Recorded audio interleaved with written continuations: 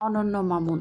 দরদ সিনেমার পরিচালক অনন্য মামুন সিনেমার পরিচালকের চেয়ে বেশি পরিচিত বিভিন্ন বিতর্কিত কর্মকাণ্ডের জন্য। এবার তার বিরুদ্ধে আরও একটি অভিযোগ এনেছেন তারই সিনেমার এক অভিনেত্রী এলিনা শাম্মী।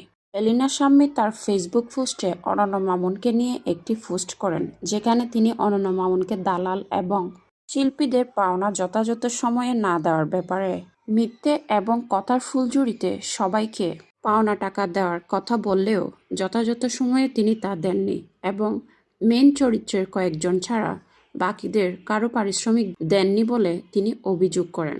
রিনা শাম্মীর এমন পোস্টের বিপরীতে অনন্য মামুন লিখেন, অদক্ষ এক অভিনেত্রী আমার সিনেমার ট্রিজারে তাকে দেখতে না পেয়ে রাগে ক্ষোভে এখন আমার বিরুদ্ধে নেমেছে ষড়যন্ত্র করতে, নেমেছে আমার সিনেমার ক্ষতি করার জন্য। তাদের এমন পাল্টাপাল্টি অভিযোগে অনেকেই ভাবছেন